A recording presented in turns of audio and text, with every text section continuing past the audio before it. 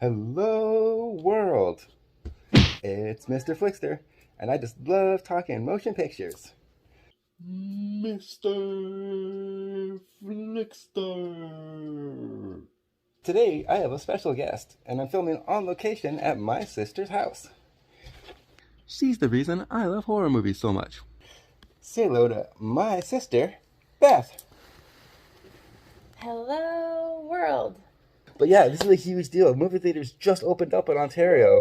And obviously the first thing that we're going to see is Scream 5.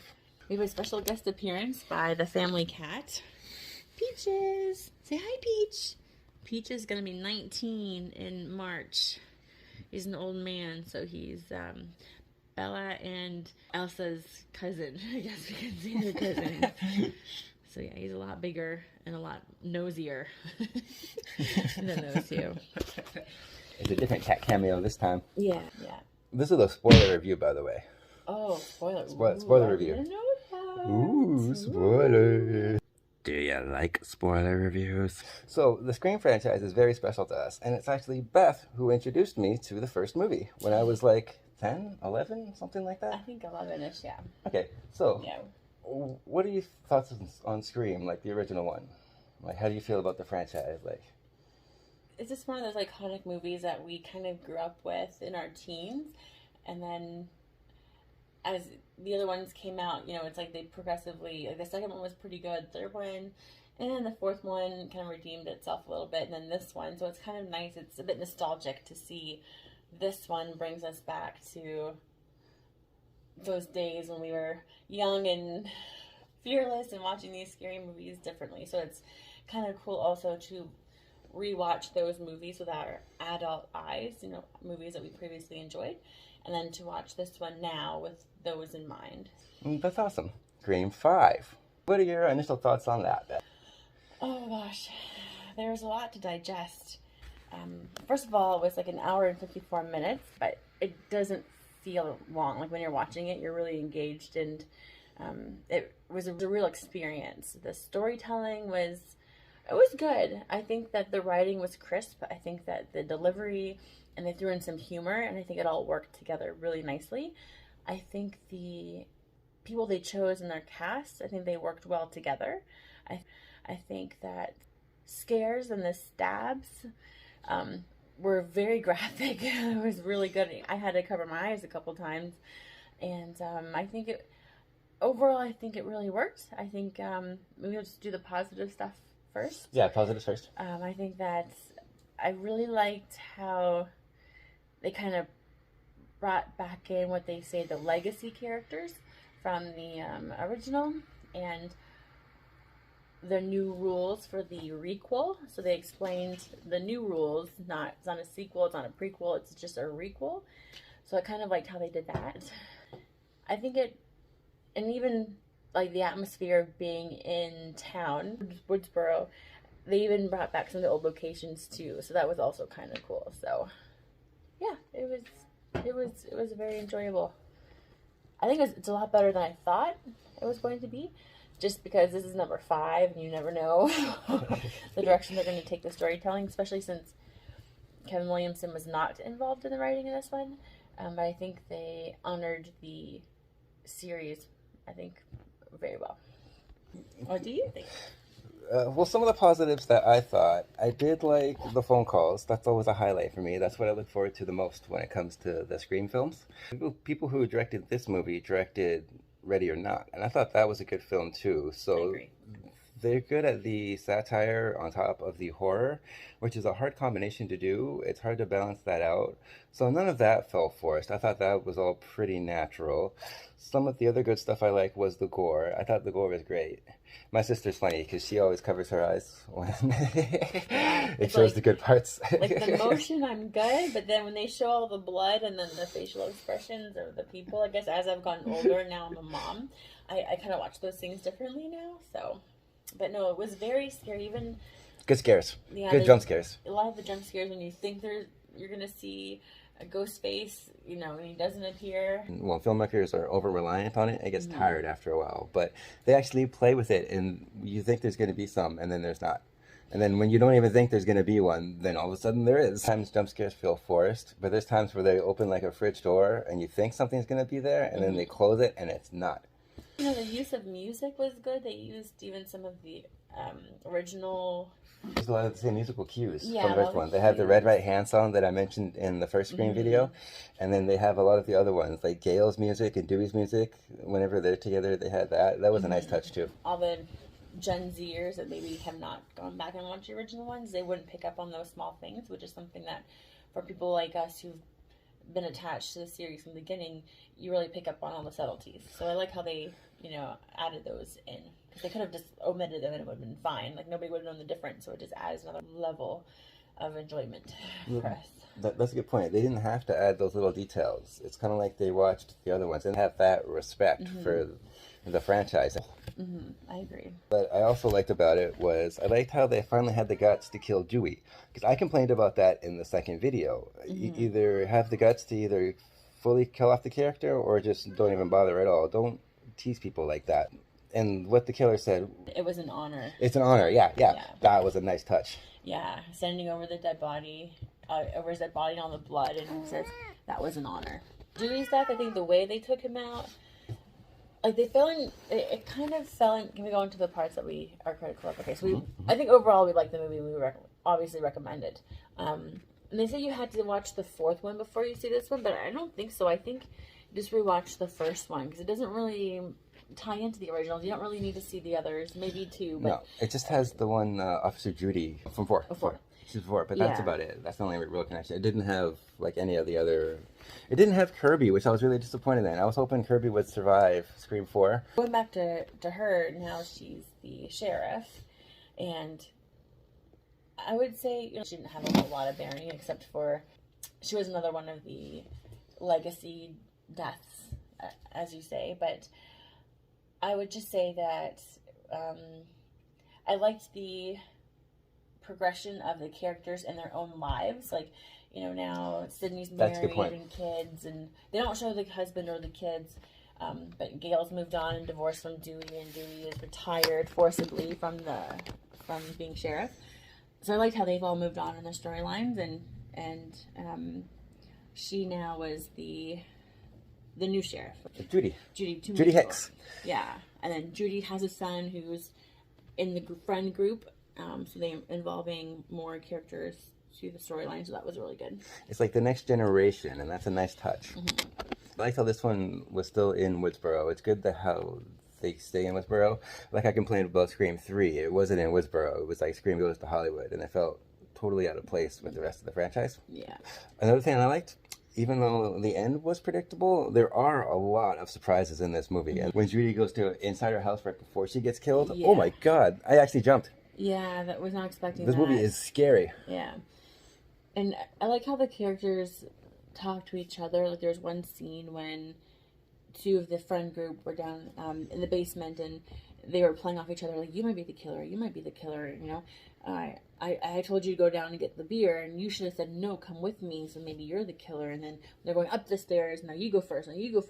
So I kind of like how they play with that the whole time. Like, in the movie, they recognize in each other in the friend group, like, you might be the killer, And they're always pointing fingers. Yeah, I kind of like how that was, to me, is realistic in this kind of situation if they're following the rules of the requel. It's true, because you would be suspicious about everybody else around you, and then you would also question, okay, well, where were you when that happened, and why weren't you with her? And you know what I mean? Like, that's a good point. I would say that my biggest fault with the storyline was... Yeah, it's like negatives now. Yeah, the introduction of the main character, like, the opening scene, the opening kill, the girl survives. And then... I thought then she would be the main character, but they brought in her sister, and that's true. They subverted expectations that way. Sorry, go on. No, it's okay. Go ahead. I didn't like how they introduced her and how like it didn't feel natural how they just like thrust the sister in and they gave her like this backstory line like right away.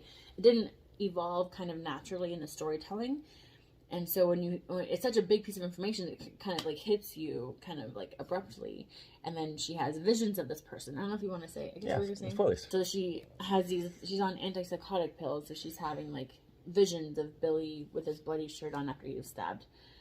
And it's like, she left the city, because she found out that her mom was pregnant by Billy and not her dad. And then she confronted her mom, and then her dad heard and left the family. So she left because she didn't want to be like her dad, she felt bad about breaking up the family, and she felt bad for her sister. But I just didn't like how it should have come out later, maybe, or maybe I don't know. I just didn't like how it just, like, she just told you and maybe bam. It's like, that could have been a surprise down the road. So it's like a structuring problem for the plot. Yeah. They could have maybe found a different way to introduce that into the storytelling, into the plot. Mm-hmm. I do appreciate how they brought back Billy Loomis and they brought back Skeeter Rick, but I don't understand why they didn't have Matthew Lillard. It was in Stu's house at the end. That was a nice touch. But as far as negative goes, I predicted it. I told you like halfway through. Yeah. I think it was something. I think it's Amber. Yeah, one of the scary friend. Yeah. So she was kind of gothy, and she just looked like a killer. Yeah, and she was too cool about the whole situation. Like, she wasn't panicked or freaked out like the other people. No. But I didn't like how the boyfriend was the killer again, because throughout the whole movie they kept saying they wanted to avoid sticking the formula and not follow the rules specifically, and not repeat themselves. But they ended up repeating themselves. I liked how they had it where they were just fans, so the two killers didn't have like a personal tie-in, but the girl moved into Matthew Lillard's home, and then that's when she became obsessed, and then that's how she met the boyfriend. I think they tried to connect that maybe they had some kind of relationship, but they didn't. They called each other honey, but they didn't. And baby and stuff. Like, it was weird. But they didn't really express the nature of their relationship. I think they might have mentioned that they were both a part of this fan group, and that's how they met, but they didn't really talk about. And then that would have been overplayed too, I think, in the horror genre. Like, it's like a couple, like they were secretly having a relationship, but they were the killers. Not that it's overplayed, what would I say? Maybe predictable, or like they didn't have to make it that way. They could have just left it that they were friends. They didn't have to try to make it like some kind of romantic connection or whatever. So I think that was kind of like unnecessary to have that. They could have explained how they met a little bit better too. They mentioned about how they met online or something like that, but it could have actually showed like, oh, you like the stab movies, because they do refer to the stab movies a lot. Yeah. But yeah, a lot of that needed some more explanation. I also felt like Sydney and Gail could have had more involvement in the plot. They're there, and it's nice that they have those appearances, but it feels more like an extended cameo. Like, the other movies are all about the investigation with Gail, Dewey, and Sydney, and this movie doesn't have that investigation with those characters. They do have an investigation, but it's the new characters. Sam, I think, is the new girl. Yeah. I mean, Dewey tries. He goes with them. He wants to try to help them a little bit, so he does go to the friend's house. So Dewey does try to investigate early in, where they go through the rules of the requel. But yeah, for Gail and Sydney, like, they could have made the movie without them even being in it, because they didn't really have substantial roles. They were just like there. Exactly. You could edit the film and take out those two characters, and it would not affect the story at all. You can't say that about Dewey, because his death is actually really impactful and actually very surprising. But with these two, it just felt they were lacking. Like, it would be more poetic if Gail would have also died, because Dewey's dead, and then it would have been more like, not romantic, but it would have been more fitting, because Gail even said, what am I going to write about now? Not this, because she doesn't want to make these people, the two killers, give them any infamy. So she's going to write about Dewey. But it just seemed like she was expendable to the storytelling, and maybe her death would have had more impact than her actual role in the film. So she definitely, I think, should have, Now they have to make another one so they can kill her off. And that's it. It's settled. It's settled. We've seen so many movies, and a lot of times what we do is when we watch a movie, we say, oh, what could they have done? This is the ending they should have had, or they could have gone this way. And then it's also sort of like the writers for this film, they probably had 100 different ideas and they landed on this one, and it's really hard to follow their thought process and where they wanted to go originally, because it's never, whatever film they want to start out making, usually it evolves in the creative process, and the finished product is usually different, hopefully better than the original idea. Yeah. But I think they should have found a way to tie in like a closer connection, or killed Sam. I did not like Sam. I did not like the actress who played I didn't like the main girl, Sam. No, she looked like a cross from Gal Gadot and the girl from Deadpool. That played Deadpool's wife. Monica something. Yeah. Yeah, that girl. She looked like her, and she had like the pouty Botoxy lips kind of a thing, and it's just like, I don't know. She was kind of like wimpy, and I don't know. She's not a very good actress. No. She wasn't believable. Like, I didn't believe that she was having this mental anguish or anything like that. Yeah, like she left because she was guilty about breaking up the family, but then she's like, I didn't want to become a serial killer like my dad. It's like, but that's not the reason why you said you left. You said you left because you felt guilty and you didn't want to hurt your sister. And then she's like, I don't want to turn into a serial killer like my dad, but then she ends up stabbing her boyfriend in the end, like he's a freaking, like she is a serial killer, and like she embraces the serial killer. One thing she could have done is, like, what if she had like a split personality and like she was a killer? That would have been a cool twist, that would have been, that would have worked out really, really good. Or if they would have had a third killer, that would have been really cool. That would have been cool. The sister really was involved in it. If you want to be different, I don't know. Different. Be different. Yeah. It's like, you really have no pressure. You're going to get people going to see this who have seen the Scream series, like the original. Yeah.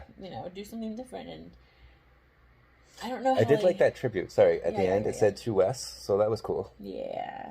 And why is, in this day and age, is the hospital floor completely empty? Yeah. Only one guard. Yeah, I didn't get that. The hospital scene. The hospital scene, there's only one, and it was a security guard too. There were no nurses on the floor. Like, why would there be, never at any time are there no nurses on a hospital floor? Like, never. I've been to so many hospitals. Yeah. And why...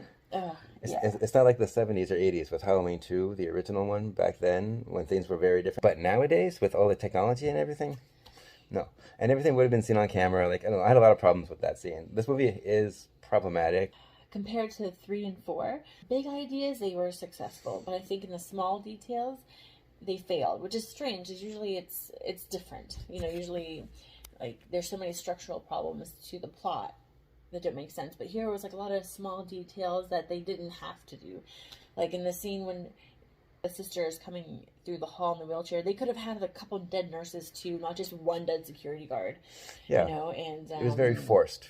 Yeah, it was like, and then when Dewey, that's a problem, because he actually shot the killer. He actually shot Ghostface, remember that? Like 5 times. Like 5 times, and then in the final scene, neither of them had any wounds, like they were shot. So that's a big problem. I didn't even notice that. They didn't explain. They didn't have like padding or anything like that. They didn't explain that. They explained the voice, and I love how Roger Jackson came back as the voice. It would not be the same. The same voice actor was not Ghostface Killer. Absolutely. So that was a plus too. But yeah, even the finale, like, there's a lot of problems with it. Like, I didn't like the big reveal. I thought that was really forced too. The guy was hiding in the closet, and all of a sudden he's like, "Oh, I'm the killer," and then he shoots. I think Gail finds him. No, Sydney finds him. Sydney finds him, and then going back to Dewey's death, like he shoots the ghost face, and then he's like, "Oh, you gotta shoot him in the face. They always come back." But like at the time, he shot him 5 times. They could have just pulled the mask off there. He should know. It's his 5th movie. He should know. Right? Like, you should have done it right there, or just take the mask off, you know what I mean? And then that would have been the end of that. And then, so you never want to get into a one-on-one situation. They should have been there, even though the other killer was there. But yeah, I think that was a mistake. Even though, like I said, it was powerful how he died, but just the circumstances could have been a little bit different. It makes sense too, because the one thing that would bring Sydney and Gail back to Woodsboro would be a major death, like Dewey, like that. One of them had to die in this movie, and I think they made the right choice. Yeah. But even like what you're saying, it's Sydney and Gail's 5th movie. So by the time they got to that house and with the big finale and things like that, they should have known that any one of the friends in that group at any moment could have turned on anybody. Yeah. So, and why weren't they wearing bulletproof vests? Like, they walked up there. Yeah, they should know. They should know this stuff. You know, they had the guns in the back, in the trunk. They would have, you know, at least had some kind of Kevlar. Because that was the fun of the first two films, at least. We know what they know, and they know what we know as the audience. But this time it's like, what are you doing? Like, you should know these things by now. Like, this is everything that you lived through. Like, and they sort of made it, like, in a backhanded way, some sort of, like, liberating feminist movie where at the end, you know, they have Gail and Sydney and then Sam and the sister all standing there, all hurt and bleeding, and then, you know, they're all, you know, stabbed or shot or like too much of a message that was just too, I don't know, it was just too much. Didn't gel well. It didn't gel well. So if you're going to give it a grade, what would you give it? I would say like a B-. It has heart. It has a lot of the ticks for a good horror film, and it didn't, like I said, in the space of almost 2 hours, didn't feel like it overstayed its welcome. I didn't like how in the end, how too many people survived. Like, that was kind of baloney. Yeah, there was way too many survivors. Yeah. 4 final girls, but only 2 killers. Yeah. That it could have just been like, because they're fanatics, they're not actual killers. But the one brother of the girl was just like hacked. There's no way he would have survived that. Even his sister that was the football hacked. player. Yeah. I can't think of his name, but whatever. Yeah. And then his sister who was on the couch saying, look behind you. Like, that was a good scene. That was a good scene, but she should have died too. Like, she should have died too. Well, I mean, these people were expendable, and that would have been too much of a fun ending, you know, or like a happy ending. It really goes against the whole idea that the original started, that no one's safe. Yeah. Too many people are safe in. I think I'm going to give it a C-, actually. I didn't enjoy this as much as I thought I would. And I made it a point not to watch too many trailers or anything like that. I didn't watch any reviews or anything before. I have a bad habit of building stuff up in my head a lot, and then I get overexcited about stuff, and then it never lives up to my expectations. So I didn't do that with this one. And I thought it was okay overall. I'm not like, oh, you got to see this movie, but I was. It's like a rental. It's a rental. I would have felt really bad if I would have bought like the big, the large popcorn and like the big deal with the big drink and the candy. I would have been like, that's a rip. But I just got a small popcorn. So if you're going to go to the theater, it's small popcorn worthy. It's not like huge $22. I'm going to start using that. It's small popcorn worthy. Yeah. I like that. So Beth, thank you for doing this video with me. Thank you for hosting me. And do you have any final thoughts? I would say that I like the Scream series, so I wouldn't mind seeing another one, but I don't know how they could tie it in. So I think that depending on what this one does, I think that they will probably try to do another one. Please don't bring back Sam. Please don't. Oh, don't bring back Sam. Don't bring back Sam. And make it more central to, like, maybe we just do one more and bring it back to so it's central to Sydney specifically somehow. Maybe involve her kids or something, or maybe her husband, or that would be a good plot twist. Like the husband becomes a killer. Even in this one, like the mom doesn't come. Like the mom's in London on some conference, and she can't get away. Her one daughter has been stabbed in the hospital, and then her other daughter gets attacked. And like her mom doesn't come. Parents don't exist in this movie. Yeah, parents do not exist. Except for Judy, just one. It doesn't make any sense. That's one thing that they could have, like in the first one, they brought Sydney's dad out of the closet. They could have brought her mom out of the closet or something. You know, they could have tied in. And in part two, but in part two, even Mrs. Loomis was the killer. So like the parents were still involved. Yeah, so they could have done something in that way, or even Sam should have died. Sam should have died. I agree. She was horrible. She's not final girl worthy. No. They should have made her a killer. That would have been really different. That would have been different. Like a split personality or something crazy. Or I just can't get over why just bring back Billy and not Stu. Why not have Matthew Lillard in the film too? I was really looking forward to him showing up, and then he didn't, and then it was like, oh. Well, maybe that's gonna be tied into the next one. Maybe. You know, that's possible. Do you have anything else? No, thank you. I gotta go pick up my son from the babysitter. All right. Nice to see you. So this concludes our Scream 5 review. We just saw it, and we were super excited to talk about it with everyone. So please leave your personal thoughts and feelings in the comments below. Please keep in mind, this is only my opinion. It's okay to disagree with me, and it's okay to agree to disagree. Just have some class about it. Check me out on the Horror Buzz Live channel. I left a link in the description below. I also write my reviews and put them on Facebook. I'll put that description down there too. You have to join the group to read the review, but why not if you love reading movie reviews? I have plenty there. And don't forget to check out my reviews on horrorbuzz.com for all things horror. I'll leave links in the description below. I'm Chris Mitany. You can call me Mr. FLIXTER. And I just love talking motion pictures. Until next time, have a great day. Mr.